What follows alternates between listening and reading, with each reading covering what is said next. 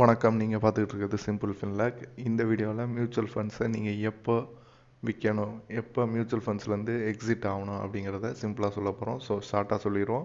ஒரு 5 பாயிண்ட்ஸ் இருக்குது, அது முக்கியமாக கேட்டுக்கோங்க. அதுக்கு முன்னாடி இதான் நீங்கள் நம்ம சேனலுக்கு ஃபஸ்ட் டைம் வரீங்கன்னா மறக்காமல் சப்ஸ்கிரைப் பண்ணுங்கள். யூஸ்ஃபுல்லான இன்ஃபர்மேஷன் தெரிஞ்சுக்க தொடர்ந்து நம்ம வீடியோ வாட்ச் பண்ணுங்கள். சரி, வீடியோக்குள்ளே போகலாம்.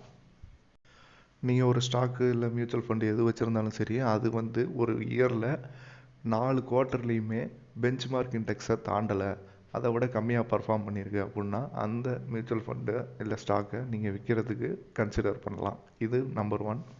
ரெண்டாவது,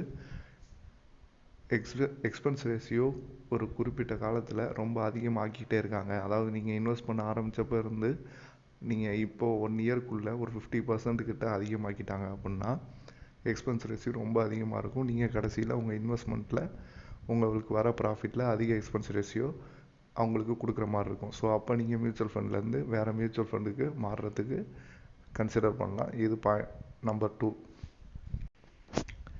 அதே மாதிரி டேக்ஸ் பார்த்திங்கன்னா, டேக்ஸும் இஷ்டத்துக்கு அதிகமாக்கிட்டே இருக்காங்க கவர்மெண்ட்டு. ஸோ கவர்மெண்ட் என்ன டேக்ஸ் போடுறாங்க அப்படிங்கிறதையும் நீங்கள் தொடர்ந்து ஃபாலோ பண்ணணும். கவர்மெண்ட் டேக்ஸை பொறுத்து நீங்கள் வச்சுருக்க மியூச்சுவல் ஃபண்டை எப்போ வித்ட்ரா பண்ணலாம், எப்போ வேறு ஃபண்டு வாங்கலாம், இல்லை நியூ ஃபண்டில் இன்வெஸ்ட் பண்ணலாமா அப்படிங்கிறதையும் கன்சிடர் பண்ணணும். பாயிண்ட் நம்பர் 4 பார்த்தீங்கன்னா, நீங்கள் ஒரு வருஷத்துக்குள்ளே ஒரு மியூச்சுவல் ஃபண்டில் இன்வெஸ்ட் பண்ணி நல்ல ப்ராஃபிட் எடுத்தாலும், ஒரு 2 லட்ச ரூபா ப்ராஃபிட் எடுக்கிறீங்க அப்படின்னா ஒரு வருஷத்துக்குள்ளே நீங்கள் வித்ட்ரா பண்ணிங்கன்னா 15% அதில் கட்டணும். அதாவது 30,000 வரைக்கும் நீங்கள் டேக்ஸ் பே பண்ணுற மாதிரி இருக்கும். அதே நீங்கள் வெயிட் பண்ணி ஒரு 12 மந்த்ஸுக்கு அப்புறம் எடுத்திங்கன்னா ஃபஸ்ட்டு 1 லேக்குக்கு டேக்ஸ் ஃப்ரீ. ஸோ அதுக்கப்புறம் நீங்கள் எக்ஸிட் ஆகிறது நல்ல விஷயமா இருக்கும். அந்த 1 லேக்குக்கு மீதி இருக்க 1 லேக்குக்கும் 10% தான் டேக்ஸு. ஸோ இது கன்சிடர் பண்ணுங்கள் எப்போ நீங்கள் மியூச்சுவல் ஃபண்ட்லேருந்து வெளியே வரணுன்னு.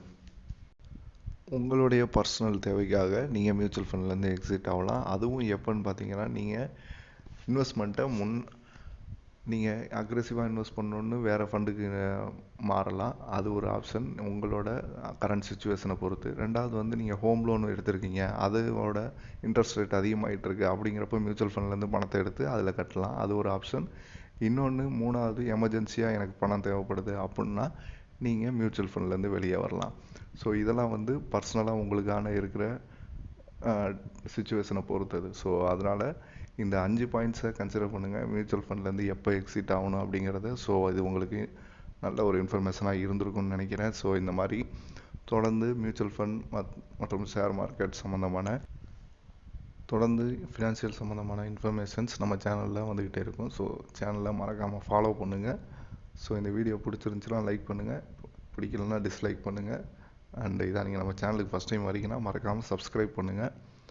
ஸோ இன்னும் உங்களுக்கு வேறு ஏதாவது டவுட்ஸ் இருந்தால் அதை கமெண்ட்டில் சொல்லுங்கள். அதை பற்றியும் நம்ம வீடியோ கிளியராக அண்ட் சிம்பிளாக சொல்லலாம்.